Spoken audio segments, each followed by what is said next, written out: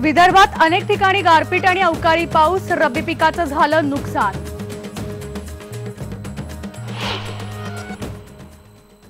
शेतकऱ्यांसाठी झटणारा उद्योजक पंचतत्वात विलीन, जळगावमध्ये शासकीय इतमामात भगरलाल जैल यांना अखेरचा निरोप। हिंगोलीत साखरपुड्याच्या जेवणातून झाली विषबाधा, 20 ते 25 जण रुग्णालयात दाखल।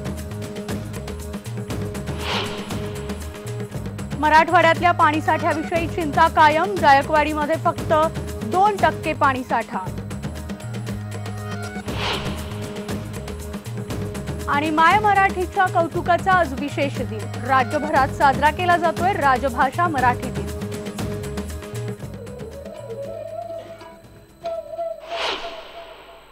नमस्कार, मी मनाली, आपण पाहताय गावाकडच्या बातम्या। गावाकडच्या ज्या महत्त्वाच्या घडामोडी आहेत त्यावर आपण नजर टाकूयात। सुरुवात करूया ती म्हणजे विदर्भामध्ये यवतमाळ, गोंदिया, भंडारा, वर्धा आणि नागपूर जिल्ह्यातील कोराडी देवलापार इथे पावसासह गारपीट झाल्यानं रब्बी पिकांचं नुकसान झालंय। काही ठिकाणी बोराच्या आकाराच्या गारा पडल्यामुळे नुकसान झालंय, तर संत्र्याच्या झाडांना काही ठिकाणी नुकसान झालेलं आहे। भाजीपाल्याचे पीक देखील गारपीट आणि पावसामुळे खराब झालेले आहे, तर विदर्भात गहू, हरभरा या पिकाला फटका बसलाय। सूर्याची किरणं सरळ पडत असल्यामुळे उष्णता देखील वाढलेली आहे आणि त्यामुळे बाष्पीभवनातून ढगात तयार झालेत आणि अवकाळी पाऊस आणि गारपीट झालंच आहे, या हवामान खात्यानं सांगितलंय। आणखी येत्या काही दिवसात गारपीटीची शक्यता हवामान खात्यानं वर्तवली आहे। फेब्रुवारीच्या शेवटी विदर्भामध्ये उष्णता वाढत असताना गारपीट झाली। आपण या ठिकाणी बघू शकतो की गारपीटीमुळे नुकसान झालं आहे। नागपूर असेल, वर्धा असेल, यवतमाळ, गडचिरोली, चंद्रपूर आणि गोंदिया, भंडारा या जिल्ह्यांमध्ये ही गारपीट झाली आहे। शेतकऱ्यांचा गहू अशा पद्धतीनं हा वाकला आहे आणि हा गहू आता कुठल्याही कामाचा नाही आहे। गव्हासोबतच चना असेल आणि जी पिकं आहेत रब्बीतली, खास करून जी पिकं आहेत ती त्याचं नुकसान झालं आहे। 2-3 महिने गारपीटीच्या घटना घडल्या होत्या, शेतकऱ्यांचं मोठं नुकसान झालं होतं, पण यावर्षी सुद्धा गारपीट जे आहे ती सुरुवात झालेली आहे। आपल्याजवळ शेतकरी त्यांना विचारूया की या नुकसानीबद्दल त्यांना पूर्वसूचना जी आहे ती काही मिळाली होती का आणि अशा पद्धतीनं नुकसान जे होत आहे काय सांगाल तुम्ही? काल गारपीट झाली, काय तुमची परिस्थिती आता? मागच्या वर्षी मार्च महिन्यामध्ये सुद्धा गारपीट झाली होती, त्यामुळे आमचं शेतकऱ्याचं संपूर्ण मोठ्या प्रमाणामध्ये नुकसान झालं होतं। त्यावेळेस शासनाने नुकसान भरपाई जाहीर केली होती, पण गावातील अजून 50% लोकांना मागच्या वर्षीची सुद्धा गारपीटीची नुकसान भरपाईचे पैसे आम्हाला मिळाले नाही। 50% लोकांना अजूनही मिळाले नाही। यावर्षी सतत पुन्हा गारपीट आली, पुन्हा वादळ आलं, पुन्हा पिके नुकसान झाले। शेतकऱ्यांना आता समोर कसं काय करायचं हा आता विचार पडलाय। बरं भाऊ, हे सांगा, गारपीट होण्याच्या आधी आता सायन्स एवढं पुढे गेलं आहे, तुम्हाला काही अलर्ट किंवा SMS किंवा काही येतो का, किंवा काही माहिती तुम्हाला दिली जाते की गारपीट किंवा वादळ येणार आहे किंवा काय असं काही? काल नाही आलं, काही माहिती नाही सुद्धा झालं, पण अचानकच 4:30 वाजता फार मोठ्यानं गारपीट झाली। जे गाडीचा जो माल लागतोय ते बाजारामध्ये कोणी घेत नाही। तसेच पालेभाज्याची लागवड खूप आहे आमच्या इथं, आणि पालेभाज्या सोबत रब्बी जसं गहू, चना यांचं पण अति प्रमाणात नुकसान झालं आहे। त्यामुळे एकीकडे विदर्भातला शेतकरी अपुऱ्या पावसामुळे, अत्यल्प पावसामुळे संकटात होता, आता पुन्हा एकदा गारपिटीचं संकट त्याच्या पुढे आलं आहे। त्यामुळे या गारपिटींचे पंचनामे व्हावे आणि नुकसान भरपाई मिळावी अशी मागणी शेतकऱ्यांनी केली आहे। Video Prashant Mohite, Pravin Mudholkar, IBN Lokmat, Nagpur. आणि यानंतर बातमी आहे यवतमाळमधील। यवतमाळ जिल्ह्यातील पुसद, उमरखेड, शेंबाळ, पिंपरी या भागात मुसळधार अवकाळी पावसानं थैमान घातलंय। सुमारे 2 तास गारपीट, वादळी वाऱ्यासह पडलेल्या पावसानं पिकाचं नुकसान तर झालंच, शिवाय अनेक ठिकाणी विजेचे खांब देखील पडलेत। तसंच अनेक ठिकाणी झाडं सुद्धा उन्मळून पडली असेल, तर खरीप नंतर आता तोंडाशी आलेला गहू आणि चना पिकाला पावसाचा फटका बसल्यामुळे शेतकरी चिंतातूर झालाय।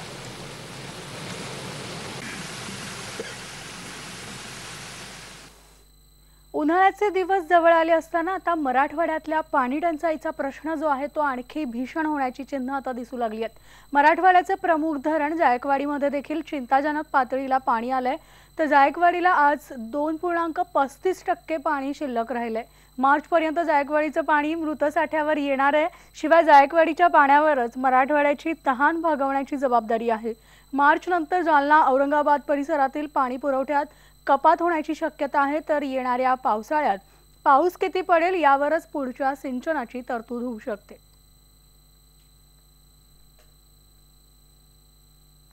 पारंपरिक आणि पर्सेन मासेमारी संबंधात राज्य सरकारनं पर्सेन मासेमारीचे परवाने बंद करण्याचा घेतलेल्या निर्णयावरून रत्नागिरीत शिवसेना भाजपची चांगलीच जुंपली आहे। पर्सेन मासेमारी संबंधी भाजपची दुटप्पी भूमिका सांगणारे फ्लेक्स शिवसेनेकडून जागोजागी लावण्यात आलेत।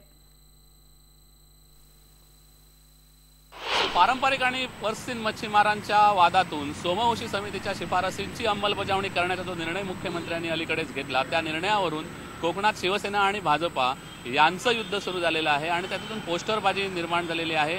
पारंपरिक मच्छीमारांच्या बाजूने सिंधुदुर्गात शिवसेना उभी राहिल्याचं बघताच भाजपने जे मोठ्या संख्येने पर्सेन मच्छीमार रत्नागिरीमध्ये आहेत त्यांचा एक गठ्ठा बांधला आणि त्याने त्यांच्या नेतृत्वात बाळ माने हे जे भाजपचे जिल्हाध्यक्ष आहेत त्यांनी पर्सेन धारकांच्या वतीने मोर्चा काढला आणि शिफारसी स्थगित करण्यात याव्यात अशी मागणी केली। पण याचाच फायदा शिवसेनेने घेत पुन्हा एकदा रत्नागिरी शहरामध्ये असे फलक आणि पोस्टरबाजी सुरू केलेली आहे। ज्या भाजपने पर्सेन धारकांचं नेतृत्व करत मोर्चा काढला त्याच भाजपचे नेते बाळ माने यांनी 2011 साली पत्रकार परिषद घेऊन पारंपरिक मच्छीमारांच्या बाजूने उभे राहण्याचं आवाहन केलं होतं। इथे त्या बोर्डावर असं दिसतंय की मच्छीमारांना शासनाकडून न्याय हक्क मिळवून देऊ, प्रसंगी संघर्ष करण्यास भाग पाडण्यात आले तरी भाजपा पारंपरिक मच्छीमारांच्या पाठीशी ठामपणे उभे राहील आणि आता जे पर्सेन नेटचा वापर करून उद्योगपती बनले आहेत त्यांनी आपल्या पूर्वाश्रमीच्या आयुष्याचे आत्मपरीक्षण करावे आणि कायद्याचा आधार घेऊन सागरपुत्रांच्या जीवावर उठू नये असा इशाराही बाळ माने यांनी दिला आहे। ही बातमी होती 2011 सालाची आणि तेच बाळ माने पुन्हा एकदा रत्नागिरीत पारंपरिक पर्सेन मच्छीमारांच्या बाजूने उभे राहिल्याचं बघताच शिवसेनेने आता भाजपवर निशाणा साधलेला आहे आणि हे सगळं मतांचं राजकारण आहे, वोट बँकेचं राजकारण आहे। खरं तर निर्णय मुख्यमंत्र्यांचा म्हणजे भाजपचाच, एकनाथ खडसे सुद्धा भाजपाचे असं असताना हा निर्णय घेण्यात आलेला आपण बघतो आहोत आणि त्याचा फायदा शिवसेनेला पारंपरिक मच्छीमारांची वोट बँक सिंधुदुर्गात सांभाळायची आहे, भाजपला पर्सेन मच्छीमारांची वोट बँक रत्नागिरीत सांभाळायची आहे आणि हे सगळं वोट बँकेचं राजकारण सुरू आहे आणि त्यामुळे मच्छीमारांचा खरे प्रश्न मार्गी लागतील की नाही हा एक प्रश्न आहे। पण पोस्टरबाजी मात्र सुरू झालेली आहे। आता पुन्हा एकदा शिवसेनेचं शिष्टमंडळ मुख्यमंत्र्यांना भेटणार, भाजपचं शिष्टमंडळ मुख्यमंत्र्यांना भेटणार आणि पुन्हा एकदा या सगळ्या मच्छीमारांच्या प्रश्नावरून या सोमवंशी समितीच्या शिफारसींची अंमलबजावणी होते की नाही ते पाहावं लागेल। व्हिडिओ जर्नलिस्ट विजय बासुतकरसह दिनेश केळुसकर, IBN लोकमत, रत्नागिरी। जे मच्छीमार आहेत त्यांच्या बाजूने आणि जे पर्सनेटवाले जे आता आहेत त्यांच्या विरोधामध्ये बांधा ते बाणकोट पर्यंत एक भाजप पक्षातर्फे एक रॅली काढणार, जनजागृती करणार आणि पर्सनेटवाल्यांच्या विरोधामध्ये त्या ठिकाणी संपूर्ण भूमिका घेतलेली होती 2011 साली आणि त्या भारतीय जनता पक्षाचे आता असले जिल्हाध्यक्ष बाळ माने हे रत्नागिरीच्या त्या मच्छीमारांच्या मोर्चासमोर येतात आणि पर्सनेटवाल्यांची त्या ठिकाणी बाजू घेतात। म्हणजे एक व्यक्ती, एक पक्षाचा माणूस दोन भूमिका बजावतो म्हणजे बाळासाहेब मानेंचं हे दुपट्टी धोरण आहे, दुपट्टी भूमिका आहे ही स्पष्ट झालेली आहे आणि ती आम्ही लोकांसमोर या ठिकाणी आणलेली आहे।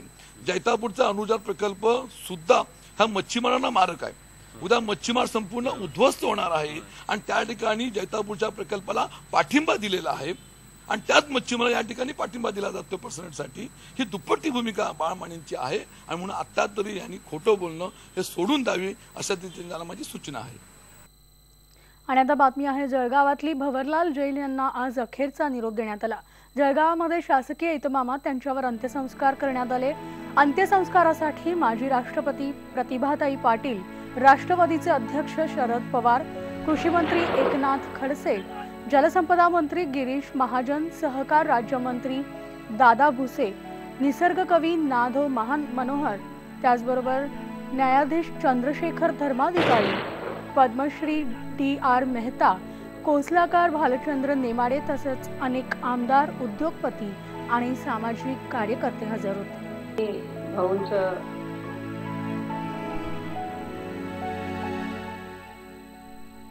किरकोळ गुन्ह्यामध्ये अटकेत असलेल्या दलित समाजातील 3 तरुणांना पोलिसांनी अमानुष मारहाण केल्याचा आरोप लातूरमध्ये होतोय। MIDC पोलिसांनी या तरुणांना 25 तारखेला रात्री ताब्यात घेतलं होतं। रात्रभर त्यांना पोलीस ठाण्यात ठेवण्यात आलं होतं आणि या दरम्यान आपल्याला अमानुषपणे जबर मारहाण झाल्याचा दावा या तरुणांनी केलाय। आपल्याला पोलिसांनी विजेचे शॉक दिल्याचा या तरुणांचा दावा आहे। ती आम्हाला असं कळालं होतं की BJPच्या बैठकीमध्ये काय तर त्यानं आमच्या समाजाविषयी घाण वाईट शब्द वापरला होता म्हणून आम्ही त्याच्या घरी विचारायला गेलो होतो आणि विचारायला गेलो असताना त्याने कंप्लेंट केली. कंप्लेंट केल्यानंतर ती बी फोनवर त्यानं आम्हाला शिवीगाळी केली, म्हणून आमच्या बी पोराने शिवीगाळी केली. त्याने अर्ज वगैरे दिले. अर्ज दिल्यावर आम्हाला आतमध्ये टाकले. आतमध्ये टाकून रातभर बेदम मारहाण केली आमच्यासोबत. करंट देऊ मारहाण केली. परत अजून कपडे काढून मारहाण करून नाचायला लावले. असा जर काही प्रकार घडलेला असेल तर ज्यांनी कोणी हा प्रकार केलेला आहे त्या दलित तरुणांना ज्या कोणी पोलीस अधिकाऱ्यांनी असं टॉर्चर करून मारलेलं आहे त्याच्यावरती महाराष्ट्र सरकार कडक असा कारवाई करेल, यासाठी मी निश्चित गृहमंत्री आणि मुख्यमंत्र्यांशी बोलेन. आणि आता बातमी आहे हिंगोलीमधली. हिंगोली जिल्ह्यातील औंढा नागनाथ तालुक्यातील कोणशी येथे साखरपुड्याच्या जेवणाच्या कार्यक्रमात जेवणातून 20 ते 25 जणांना विषबाधा झाल्याची घटना घडली आहे. गुरुवारी मध्यरात्रीपासून रुग्णांना उलटी, जुलाब व तापीचा त्रास वाढत गेल्यामुळे आधी जवळा बाजार आणि औंढा येथील रुग्णालयात प्रथमोपचार करून रुग्णांना पुढील उपचारासाठी हिंगोली व नांदेड येथे हलवण्यात आलं. कोणशी येथे संध्याकाळी मारुती पावडे यांच्या पुतणीचा साखरपुडा कार्यक्रम आयोजित केला होता आणि त्यानिमित्त झालेल्या जेवणात फिके वरण, बुंदी, भाजी व पोळीचा स्वयंपाक बनवला होता. काल रात्री 8:30 ते 11 पर्यंत कोडशी औंढा तालुक्यात एक गाव आहे, त्या गावातून 18 पेशंट ॲडमिट झालेत. हे सर्व पेशंट सध्या चांगले आहेत, परंतु ह्या पेशंटना परवा एका साखरपुड्याच्या कार्यक्रमात ज्यांनी म्हणजे याला अशी सपक डाळ जी खाल्ली, हेच सगळे स्पेसिफिक पेशंट आहेत. बाकीच्या कार्यक्रमाला बाकीच्या पेशंटला त्रास नाही. 18 पेशंट इथं ॲडमिट आहेत. यांची कंडिशन तशी तसं काही अडचणीची काही वाटत नाही आहे, पण ॲडमिट करणं आवश्यक आहे. आणि यानंतर गावाकडच्या बातम्यांमध्ये वेळ झाली एका ब्रेकची. ब्रेक नंतर पुण्यातील बातम्या पाहूयात, तेव्हा पहा फक्त IBN लोकमत.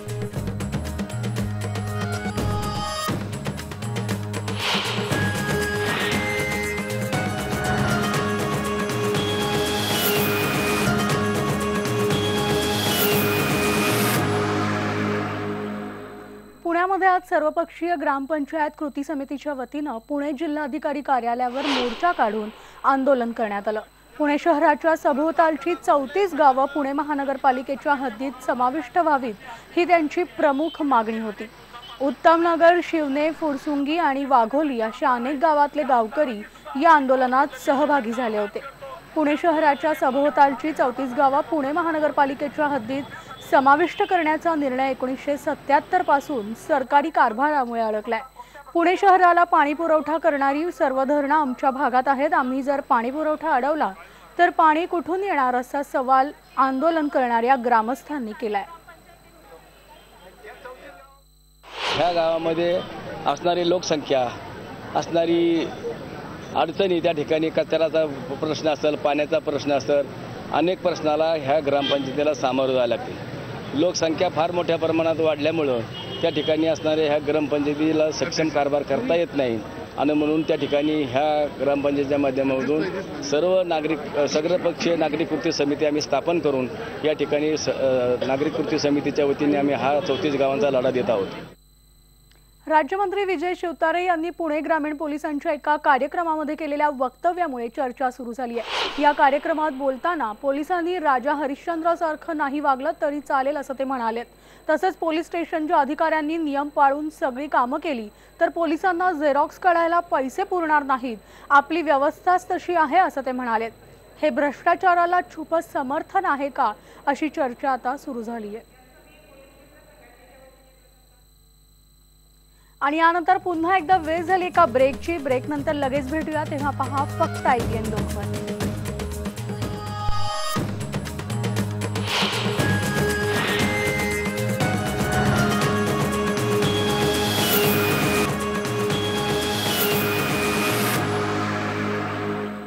मराठवाड्यामध्ये दुष्काळासोबतच शेतकऱ्यांना चिंता होती ती त्यांच्या मुलींच्या लग्नाची. मुलींच्या लग्नाच्या चिंतेनं शेतकऱ्यांचा बळी घेतलाय. किमान याबाबत शिवसेनेनं शेतकऱ्यांना दिलासा देण्याचं काम केलंय. उद्या परभणीमध्ये बाळासाहेब ठाकरे यांच्या नावानं सुरू केलेल्या कन्यादान योजनेचा शुभारंभ होतोय. यामध्ये तब्बल 333 जोडप्यांचा विवाह लावण्यात येणार असून या भव्य विवाह सोहळ्याची तयारी अंतिम टप्प्यात आली आहे। मराठवाड्यात दुष्काळाची भीषणता मोठ्या प्रमाणावर आहे। त्यातच परभणी जिल्ह्यामध्ये हा दुष्काळ शेतकऱ्यांच्या जीवावर उठलाय। यात सर्वात मोठे शेतकऱ्यांच्या आत्महत्येचं कारण आहे ते म्हणजे मुलींचे लग्न आणि याच शेतकऱ्यांना मोठा आधार देण्याचं काम शिवसेनेच्या वतीने करण्यात येत आहे ते म्हणजे बाळासाहेब ठाकरे कन्यादान योजनेअंतर्गत परभणीमध्ये या योजनेचा शुभारंभ होतोय। आपण बघू शकतो 1,12,500 स्क्वेअर फुटामध्ये हे सभामंडप उभा करण्यात येतो आहे आणि या ठिकाणी उद्याच्याला 333 जोडप्यांचा विवाह सोहळा आयोजित करण्यात आला आहे। त्याला शिवसेना पक्षप्रमुख उद्धव ठाकरे यांच्यासह अनेक सेनेचे नेते उपस्थित राहणार आहेत। बाळासाहेब ठाकरे कन्यादान योजनेचा शुभारंभ परभणीतून होतो। कशा प्रकारे याचं सर्व नियोजन करण्यात आलेलं आहे आणि म्हणून शिवसेना प्रमुखांनी टाकलेला विश्वास शिवसेना पक्षप्रमुखांनी टाकलेला विश्वास सार्थ ठरवण्यासाठी आम्ही ह्या विवाह सोहळ्याचं आयोजन केले। निश्चित मला अभिमान वाटेल की या परभणीसारख्या जिल्ह्यामध्ये 333 जोडप्यांनी ह्या विवाहामध्ये नोंदणी केली सोहळ्यामध्ये आणि हा भूतपूर्व असा सोहळा होईल। मी यापूर्वी अशा स्वर्गाचे सोहळे 2 वेळेस घेतले 13 आणि 15 मध्ये, परंतु ह्या वेळेचा सोहळा एक अप्रतिम सोहळा आहे। 333 इमॅजिन करू शकत नाही की एवढा सोहळा मोठा आणि त्याचे एवढे लग्न लावायचे। या सोहळ्यामध्ये आम्ही त्या मुलीचा सगळा संसार उभा करून देतोय। तिला लागणारे जीवनावश्यक भांडे असतील, संसारासाठी लागणारे, तिला कपाट असेल, पलंग असेल, गाद्या असतील, पंखे असतील, त्याचबरोबर तिला मणिमंगळसूत्र असतील, पायात चैन असेल, जोडवे असतील। मुलाला आम्ही रेमंड कंपनीचे सफारीचे ड्रेस देतोय, मुलीला पैठणी साडी देतोय, चप्पल बूट। मग तिला तिच्या आईवडिलाला कुठंही एखाद्या गोष्टीची आणायची गरज पडता कामा नये या दृष्टीने आम्ही चौरंग पाट काय पाहिजे लग्नामध्ये ज्या ज्या गोष्टी दिल्या जातात त्या सगळ्या गोष्टी देऊन आम्ही त्या कुटुंबाचा गौरव करतो। व्हिडिओ जर्नलिस्ट गणेश चोपडेसह पंकज क्षीरसागर, IBN लोकमत, परभणी। दुष्काळग्रस्त उस्मानाबाद जिल्ह्यातील परंडा कृषी उत्पन्न बाजार समितीने एक अभिनव उपक्रम हाती घेतलाय। बाजार समितीमध्ये येणाऱ्या शेतकरी हमाल यांच्यासाठी राज्यातलं पहिलं शेतकरी वाचनालय सुरू करण्यात आलंय। सध्या दुष्काळाचे दिवस आहेत, शेतात फारशी कामं नाहीयेत आणि त्यामुळे शेतकऱ्यांकडे बराच रिकामा वेळ असतो। अशा वेळेस शेतकरी आणि आडतीमधील हमाल वेळ घालवण्यासाठी पानटपरी दारू दुकानावर जात असतात। शेतकऱ्याला दुष्काळ, बदलती पिकं, पद्धती, रोजच्या घडामोडी याची माहिती होण्यासाठी विनामूल्य शेतकरी वाचनालय सुरू केलंय आणि या वाचनालयात दुष्काळावरील तसेच पीक पद्धती, वर्तमानपत्र आणि इतर विषयांची पुस्तकं वाचण्यासाठी ठेवण्यात आली आहेत। ज्यावेळेस माल घेऊन शेतकरी आडतीवरती येतोय आणि 7-8 वाजता सकाळी येऊन त्याला 12, 1, 2, 3 वाजेपर्यंत थांबावं लागतं। या फावल्या वेळामध्ये शेतकरी टपरीवर जा, चहा पी किंवा इतर ठिकाणी भटकण्यापेक्षा या ठिकाणी जर आपण त्यांना वाचनालयाची सोय उपलब्ध करून दिली तर आपलं पीक कसं घ्यायचं आणि त्याचं संगोपन कसं करायचं, जमिनीची मशागत कशी करायची याविषयीची संपूर्ण माहिती, त्याला खतं कोणती द्यायची याविषयी सगळी माहिती त्यांना उपलब्ध वाचनालयाच्या माध्यमातून करून द्यावी हा हेतू लक्षात घेऊन बाजार समिती 15 दिवस झाला अस्तित्वात आलेली समितीच्या पहिल्या बैठकीमध्ये आम्ही हा निर्णय घेतला। दुष्काळ थोडं पाणी आहे, ते पाणी संपलं, आता पाणी नाही, काय नाही, थोडं बहुत पाणी। मी इथे येऊन हे वाचनालयात टाइमपास होतं। शेतातली कामं काय नाहीत, कामं नाही सध्या। थोडी ज्वारी होती ती काढून टाकली।